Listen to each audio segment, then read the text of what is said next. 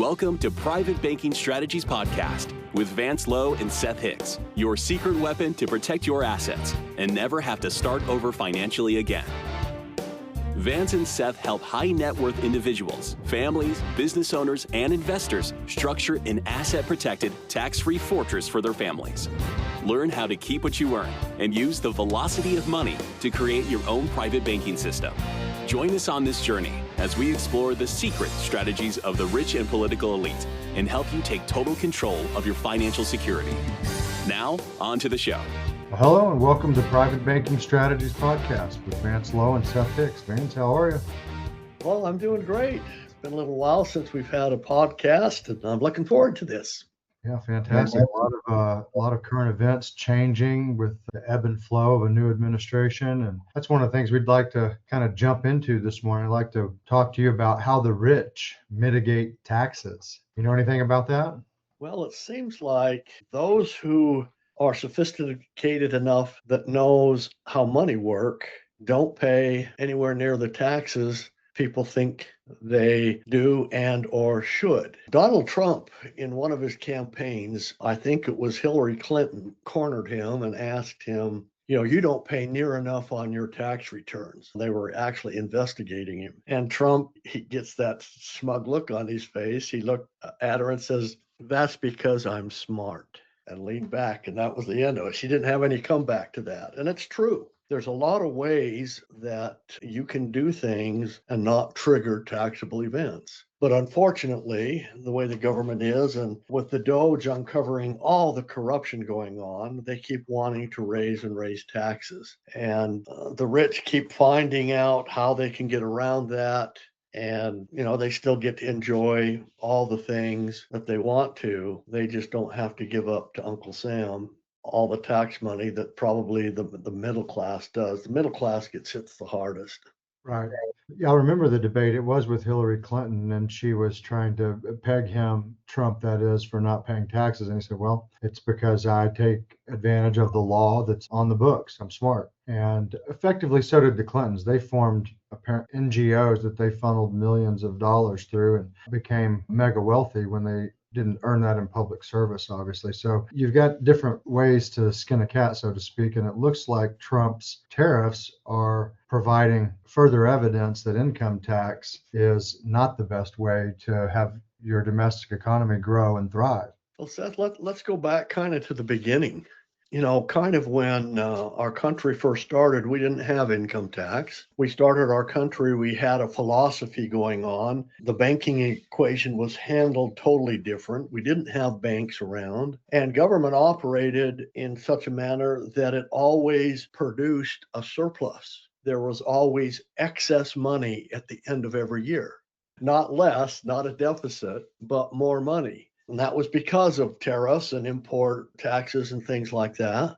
They didn't need the citizens. It wasn't until 1900, when the Federal Reserve was born, that the IRS was introduced into the United States. What we have to understand, and there's a book out there called How Privatized Banking Really Works. Another book out there, The Creature of Jekyll Island, to really tell you how the Federal Reserve was put together. People, you need to know this. You need to understand who really in control right now of our country. The Federal Reserve is owned by non-Americans, and they want control. And I think they thought they could have control by now, but Trump has stepped in, and it's probably going to set them back several more years. But they introduced the IRS.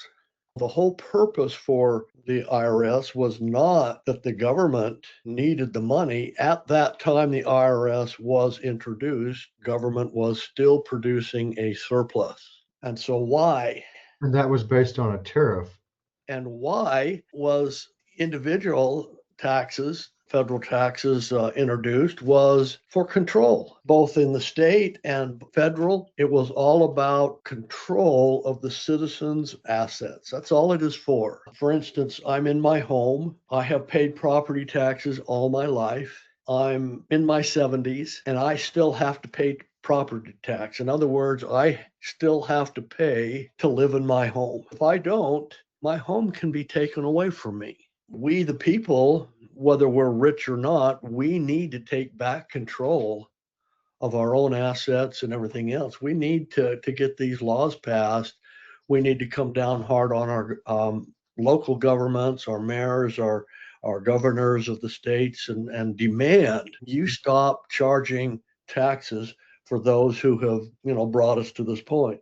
Yeah, agreed. I mean, I agree that there should be certain tax breaks. I mean, in many counties in Texas, people are taxed out of their properties, especially in counties like Travis County, where people live there for 60, 70, 80 years, have long-standing family homesteads, but they happen to be near the lake or the river or something like that, and their property values have soared, I mean, into the multiple millions, and they're taxed out of their properties. It's just that absolute policy change is necessary. But let's focus for a second on what you can do now, other than contacting legislatures. How can you transform your own personal wealth and economy into a silo that isn't subject to taxes? All right. Well, one of the things that we can do is, again, go back in history and find out what made the average American, rich Americans, many wealthy families still practice this today, is to literally not participate in the normal economy, literally set up their own individual private mini economies. To get more basic, Seth, and for our audience, they set up their own banking system because we didn't have banks back then. I remember as a kindergartner in kindergarten at 5 years old, for me, the banks barely started making headway. Branch banking had started, was coming in, and they started indoctrinating the citizens with bank accounts. They literally came into our schools and helped us set up a savings account and actually donated 25 cents or 50 cents into our savings accounts. And we literally had a savings account with the local bank. And that was to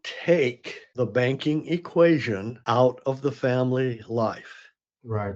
See, the banking equation, what people don't understand, was held by participating mutual whole life insurance companies. They were the only banking system that we had, and they put together contracts to allow this type of function to go on. There were agents that were in your territory, and when an agent came into town, you could work a plan out with this agent. He would hold your deeds, your precious metals, and documents, as well as set up a kind of a death benefit and an account to pass things on to heirs. And all that would be held inside these companies. They were very few and far in between to start with, but most of our existing companies today were created for that very need. More than just death benefit, it was more of a holistic solution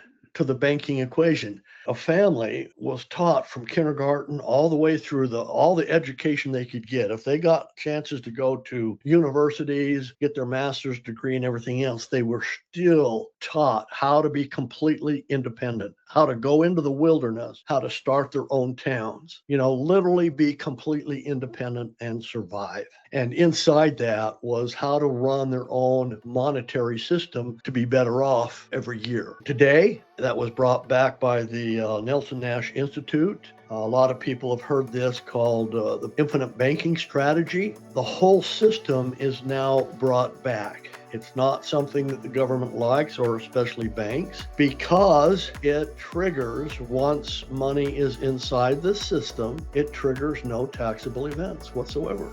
Did that story feel like it was about you?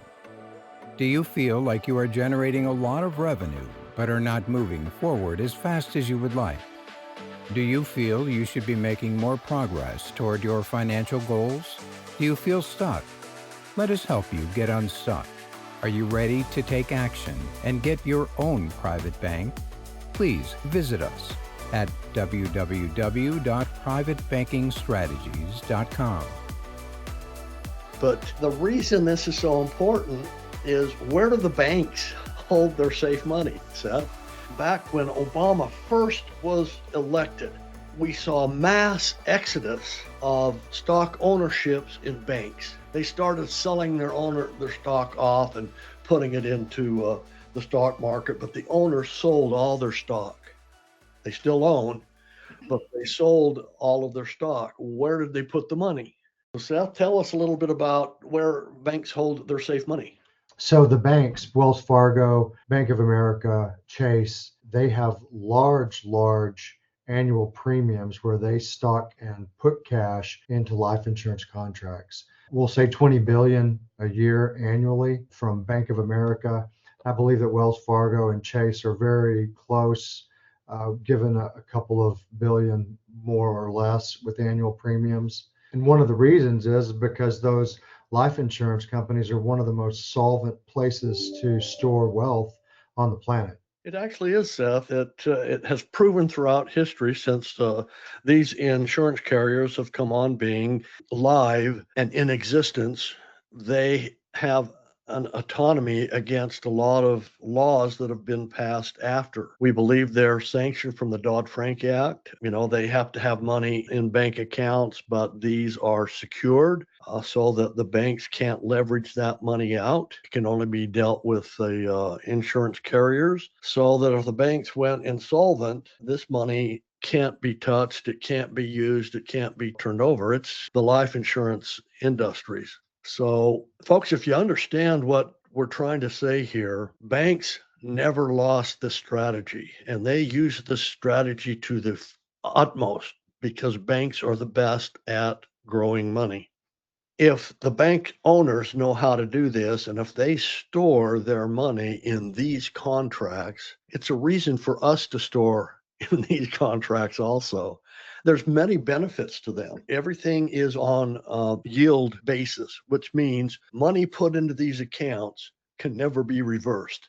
They're never subject to the economy, marketplace, or theft, or anything like that. And over the history of the United States, the stock market was introduced, and it was another scheme to get people to spend their money. For someone in the stock market, as we know, to make money, someone else has to lose it. The only people that make money are the brokers. But it's strange, Seth, if I take any 10-year period and see the history of the stock market and look at the history of the earnings inside these mature contracts. I'm not talking in the beginning, first few years. The guarantees plus the dividends are what's called the profits of the company, because the policyholders own the company. There are no stockholders in these contracts. Their average returns are higher in any 10-year time frame of the stock market. Everybody's worried about the Dow, the S&P 500, whether it's going up or going down, and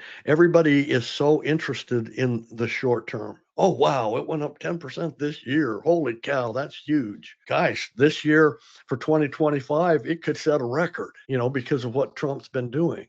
But if we look over and we take the last 9 years and add this year to it, it won't beat what the life insurance industry has put in as yield into these accounts over that 10-year period of time. Yield is everything. Average rate of return is nothing. It's just a fictitious mathematical number. That's what we're talking about here. How do we avoid the taxes? There are no taxes here, folks. When you get into one of these contracts, you get taxed advantage treatment on everything. So when right now, if it's paying 9.5% between guarantees and dividends on current contracts, that's net. That went into your cash value, your account, and can never be reversed. You can't have a bad year and say, oh, well, we're not going to put anything in because that's above the average, stuff like that. That's next year's guaranteed more money.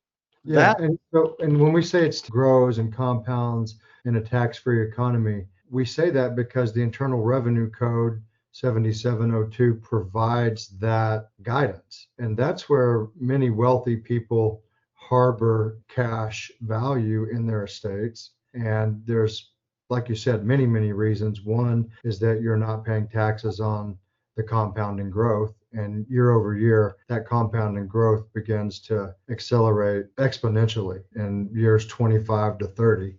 So it's a long-term strategy. It's not a get-rich-quick scheme. Right, Vance? Right. And what's more interesting is that people don't understand, everybody's programmed that, oh, life insurance is an expense. These contracts are not an expense. These are capitalizing your money warehouse. This is how people used to self-finance. They'd get money and grow it in here over several years, and then it's time to finance a car or a house. They literally borrow it out, and they still have to pay a mortgage, but they pay the mortgage back to themselves. And so the interest and all the payment goes right back into their accounts. It's no different than the outside world. But by the time they're done paying off, a 30-year mortgage, they have 3 or 4 times the amount in their possession than a mortgage company, and they have nothing except a 30-year-old house. Right.